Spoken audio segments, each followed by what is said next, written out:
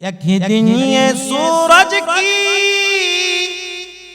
रोशनी नहीं होगी, तारे टूट जाएंगे, चांदनी नहीं होगी। पर के देख ले कुरान, कुल्लु मन अलैहा फान। रब ने कर दिया ऐलान, कुल्लु मन अलैहा फान।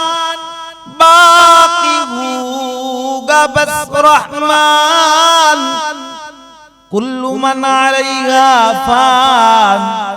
पहाड़े फार जाएंगे, जमीन पर ज़लज़ला होगा। पहाड़े फार जाएंगे, ज़मीन पर ज़लज़ला होगा।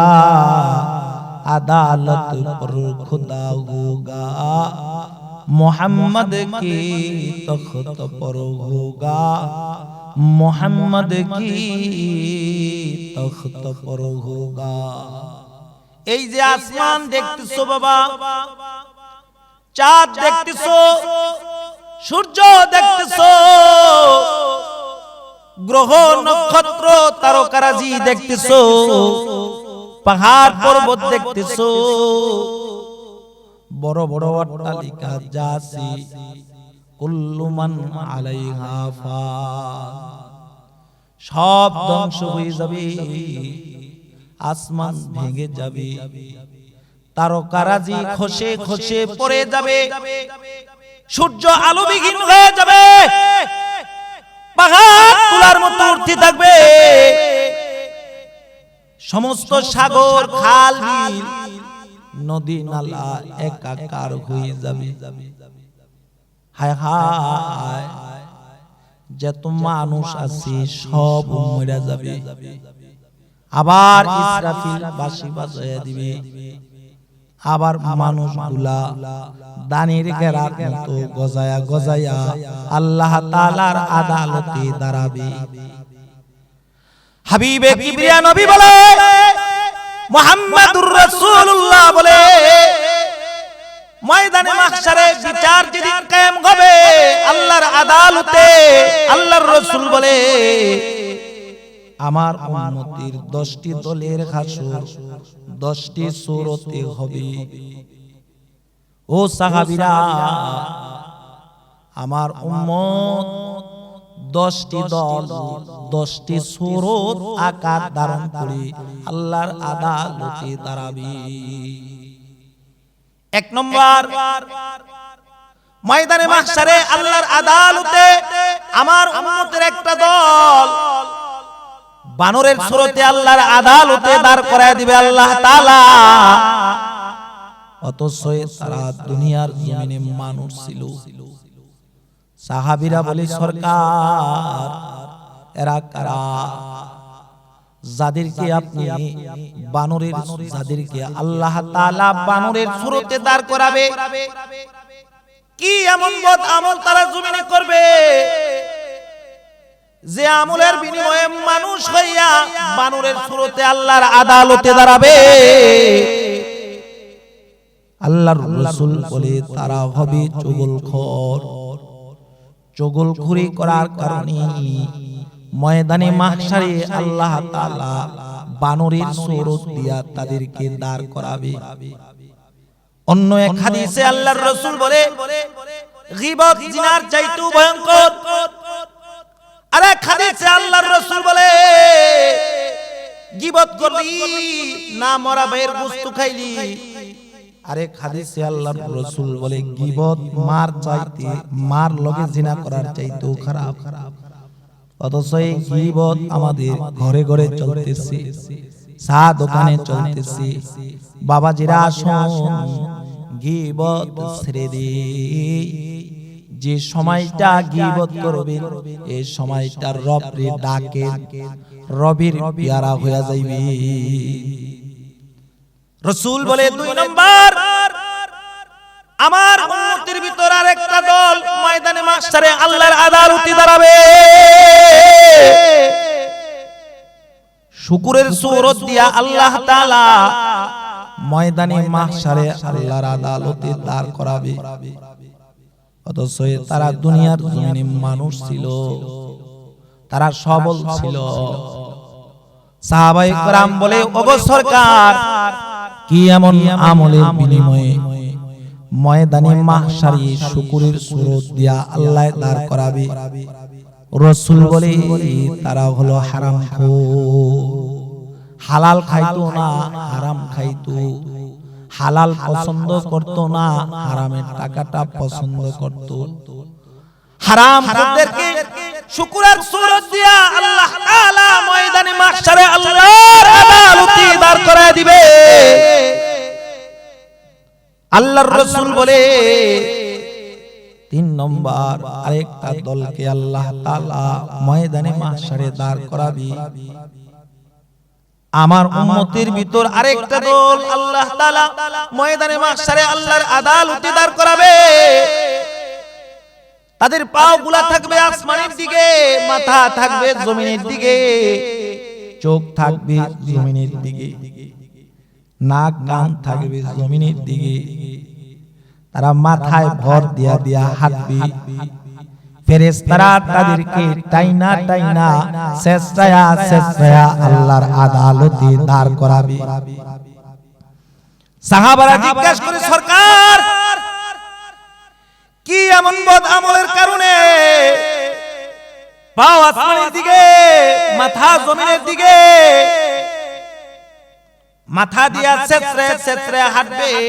সরকার বলে, তারা হলো সুদখোর, ঘুষখোর, ঘুষ খাইতো, সুদ খাইতো।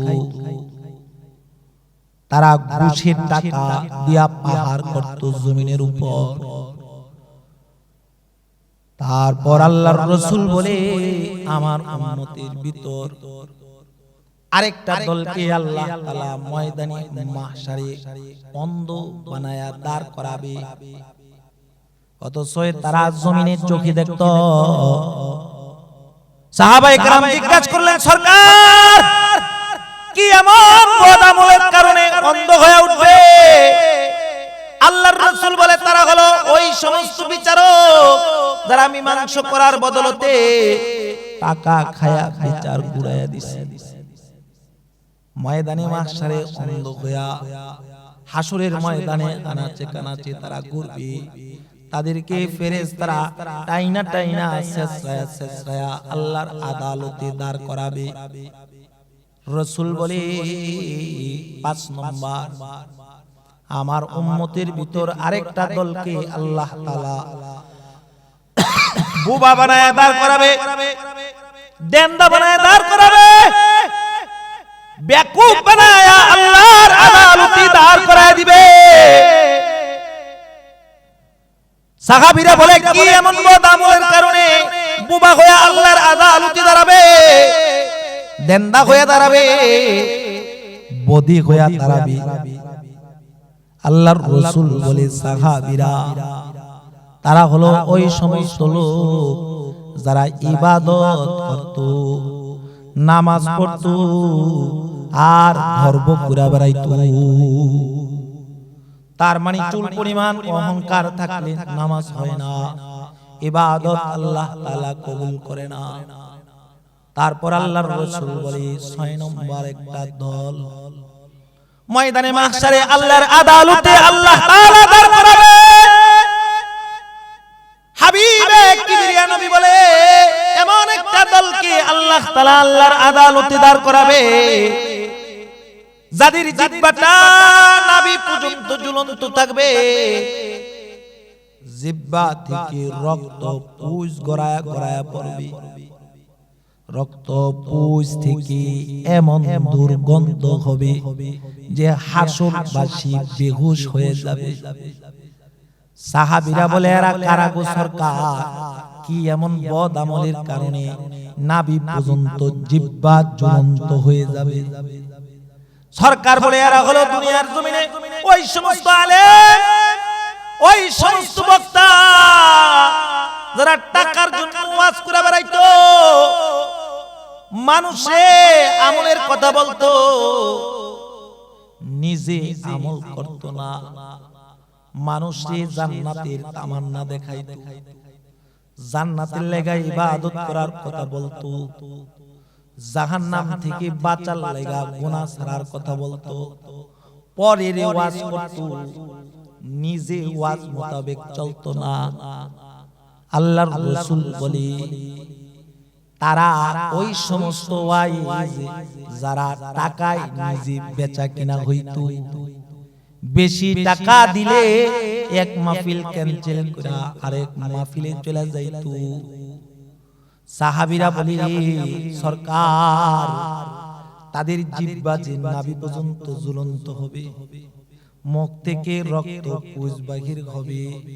ও সরকার, তার মানে কি তারা দুনিয়াদার আলেম নাকি? হা হা, আমল সে জিंदगी बनती है, जन्नत भी जहन्नम भी, ये खाकी अपनी फितरत गे ना नारी गे ना नूरी।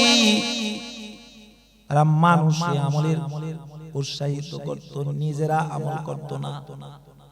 হায় হায়, কেউ যদি নিজেরে আমলের দিকে ঝুঁকায় ফেলায়, কেউ যদি পরের ওয়াজ না করে নিজেরে ওয়াজ করে, তাহলে আল্লাহ তাআলা তারে ওলি বানায়া দেয়। যেমন আল্লামা হাফিজ রহমাতুল্লাহি আলাইহি, আল্লামা হাফিজ রহমাতুল্লাহি আলাইহি যখন কিশোর বয়স তার, এক রাজার রাজপ্রাসাদের পাশ দিয়া যাইতেন, রাজার অট্টালিকার দিকে আল্লামা হাফিজ তাকায় থাকতেন। দোতলার ভিতরে একটা সুন্দর নারী দেখা যায়। আল্লামা হাফিজ প্রতিদিন এই নারীকে দেখতে দেখতে যাইতো, দেখা দেখা রাস্তা দিয়া চলতো। একদিন ওই নারীকে দোতলায় দেখা যায় না। আল্লামা হাফিজ গেইটের দারোয়ানকে ডেকে বলে, কি দোতলায় না একটা দাঁড়ায় থাকতো সুন্দর রূপসী কই? দারোয়ান বলে, গতকাল রাতে তো মারা গেছে, সে তো আর দুনিয়ার জমিনে বেঁচে নাই। আল্লামা হাফিজ এবার নিজেরে নিজে ওয়াজ করা আরম্ভ করে দিছে, নিজেরে নিজের নসিহত করা আরম্ভ করে দিছে। বসনো হাফেজ বতু গুয়ম কে গুল তাজা নমি মানা, আগার মানা দে সবই মানা দে, সবই দিগার নমি মানা দে, আগার মানা দে সবই মানা দে, সবই দিগার নমি মানা দে। গোলাজ গুলশান, গোলাজ গুলশান জুদা গস্তা তরু তাজা নমি মানা, আগার মানা দে সবই মানা দে, সবই দিগার নমি মানা দে। हमेशा इज्जती मेहमा, हमेशा इज्जती मेहमा, बैक खाना नमी माना, अगर माना दे सभी माना दे, सभी देगर नमी माना दे। हेजाबे नौ अरोसा दरबारे शौहर नमी माना दे, अगर माना दे सभी माना दे, सभी दीगर नमी माना। दुनिया में हो, दुनिया में हो, दुनिया का तलबगार नहीं हो, बाजार से गुजार खरीदार नहीं हो, बाजार से गुजार खरीदार नहीं हो। আল্লামা হাফিজ এবার নিজে নিজে ওয়াজ করে, এই হাফিজ ওই জিনিসের লগে প্রেম করো না, যে জিনিস আজ আছে কাল নাই। ফুলের সৌন্দর্য আজ আছে কাল নাই, স্বামী স্ত্রীর লজ্জা বাসুর করে থাকে, তারপরে আর থাকে না। একই গরিব মেহমানদারি, বারবার মুরগির রান খাওয়া যায় না। এই দুনিয়া অস্থায়ী, আখিরাত চিরস্থায়ী। দুনিয়ার কারোর সাথে প্রেম করা যাবে না।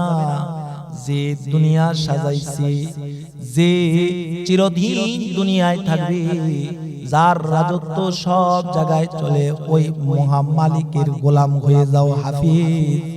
হাফিজ আল্লামা হাফিজ এবার রবের গোলামি আরম্ভ করে দিছে, ওয়ালায়াত আল্লাহ তাআলা দান করে দিছে।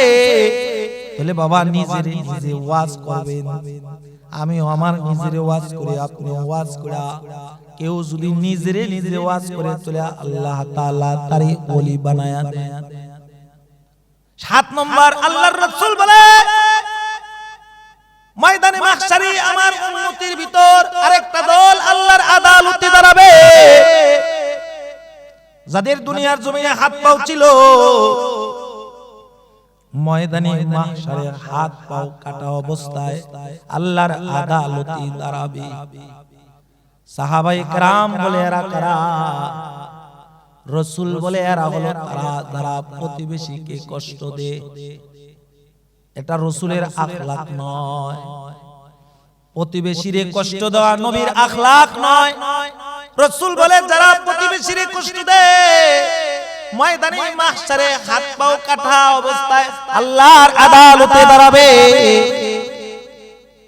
সাহাবীদের আখলাক কেমন ছিল, আমার রাসূলের আখলাক কেমন ছিল? কোরআন খুলে দেখো, আল্লাহ বলে মুহাম্মাদুর রাসূলুল্লাহ, মুহাম্মাদুর রাসূলুল্লাহ ওয়াল্লাযীনা মাহু আশিদ্দাউ আলাল কুফফার রুহামাউ বাইনাহুম তারাহুম রুকআন সুজদাই ইয়াবতাগুন। আল্লাহ তাআলা বলে মুহাম্মাদুর রাসূলুল্লাহ হলেন আমার দোস্ত। তার আখলাক পেয়েছে ১৬ লক্ষ সাহাবী। তারা কাফেরের জন্য কঠোর, পরস্পরে সদয়, নম্র, ভদ্র। কেমন ভদ্র জানুনি? উহুদের যুদ্ধের ময়দানে যুদ্ধ চলতেছে, যুদ্ধ চলতেছে চলতেছে, কাফেররা এক পর্যায়ে মুসলমানের উপরে হামলা দিয়ে ফেলাইছে।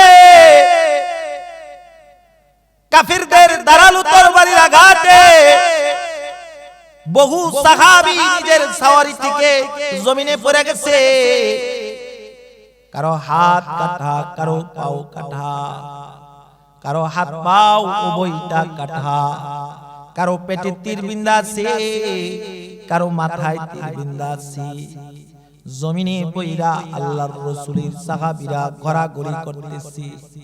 হায় হায়, একটা লোক যার একটা হাত নাই, যার পেটে তীর বিন্ধা আছে, জমিনে ঘোরাঘুরি করতেছে আর বলতেছে পানি, কে আছো পানি পান করাও। পানির পিপাসায় কলিজা ফাইটা যায়। একজন সাহাবী বলে আমি এক হাতে আমার তরবারি নিয়া আরেক হাতে পানির মশক লইয়া দেউরানো আরম্ভ করেছি ঝর্ণা থেকে। দেউরায়া ঝর্ণা থেকে পানি নিয়া আবার পুনরায় দেউরায়া ওই সাহাবীর নিকট আসছি, যে পানি চাইছে। এক মশক অল্প পানি নিয়া আমি তার নিকটে আইসা দাঁড়াইছি, তার মুখে পানি ঢালবো। এমন সময় আরেকজন সাহাবী জমিনে ঘোরাঘুরি রত অবস্থা থেকে চিৎকার মেরে বলে কে আছো পানি দাও। পানির পিপাসায় মনে হয় কলিজা ফাইটা যায়। ওই সাহাবীর মুখে পানি ঢালবো, তার একটা হাত নাই। সে অপর হাত দিয়া বলে আমার পানি লাগবে না, আমার ভাইরে পানি পান করাও। আমি দ্বিতীয় ব্যক্তিকে পানি পান করানোর জন্য যাই, যায় পিছনের দিকে তাকাই, দেখি প্রথম ব্যক্তি শাহাদাতের পেয়ালা থেকে শরাব পান করে আল্লাহর জান্নাতে চলে গেছে। দ্বিতীয় ব্যক্তির কাছে পানির মশক নিয়ে আমি দাঁড়াই, তার দুইটা হাত নাই, তার দুইটা পাও নাই, তার মুখে আমি পানি ঢালবো, কয়েক ফোঁটা পানি মস্ক থেকে তার মুখে পড়ে যায়। এমন সময় আরেকজন সাহাবী চিৎকার মেরে বলে, কে আসো, আমাকে কি একটু পানি পান করাইবা? আমার চোখে তীরবিন্দু আছে, আমার মুখ দিয়া রক্তক্ষরণ হইতেছে, জিহ্বায় চাকুর আঘাত লাগছে, ঠোঁট কাইটা গেছে, আমাকে কি একটু পানি পান করাইবা? যে সাহাবীর মুখে পানি দিতেছিলাম তার দুটা হাত নাই, তার দুটা পাও নাই, সে নিজের চেহারাটা ঘুরায়া আওয়াজ দিতেছে আর বলতেছে, আমার পানি লাগবে না, আমার ভাইয়ের কাছে নিয়ে যাও।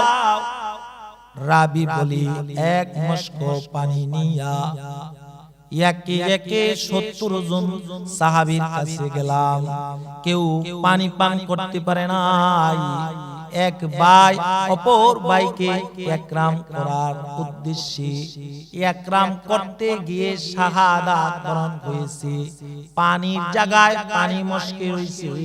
নবীর 70 জন সাহাবী শাহাদাত বরণ করে আল্লাহর জান্নাতে চলে গেছে। এটা হলো মুহাম্মদুর রাসূলুল্লাহর সঙ্গীদের আখলাক। মুহাম্মদুর রাসূলুল্লাহর আখলাক যারা পাইছে তারা পরস্পরে বিনয়ী, এক মুসলমান অপর মুসলমানকে ভালোবাসে। কারণ রাসূল বলে, ক্বালা রাসূলুল্লাহ সাল্লাল্লাহু আলাইহি ওয়াসাল্লাম, আল মুসলিমু আখুল মুসলিম, মুসলমান মুসলমানের ভাই। এক ভাই অপর ভাইরে কষ্ট দিতে পারে না। 8 নম্বর আল্লাহর রাসূল, 7 নম্বর আল্লাহর রাসূল বলে, যারা প্রতিবেশীরে কষ্ট দেয়, হাত পাও কাটা বিঘি আল্লাহর আদালতে দাঁড়াবে।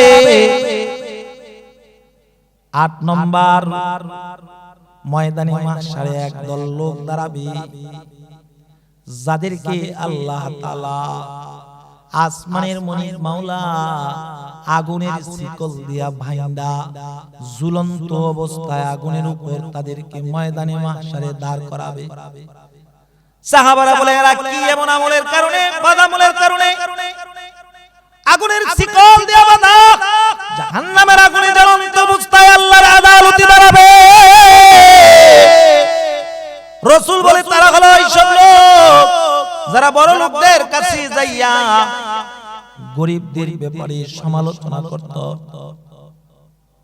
8 নম্বর ওই সব ব্যক্তিকে আল্লাহ তাআলা আরেকটা দলকে ময়দানে মাহশারে আল্লাহর আদালতে আল্লাহ তাআলা দাঁড় করাবে, যাদের শরীর থাকবে সৌন্দর্য, কিন্তু তাদের দেহ থেকে পশু পচা, জীব জন্তু পচা দুর্গন্ধ বাইর হবে।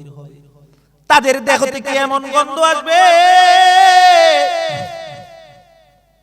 ময়দানে মাহশারে তাদের দুর্গন্ধের কারণে হাসরবাসী সবাই বেহুশ হয়ে যাবে, সবাই পাগল পারা হয়ে যাবে।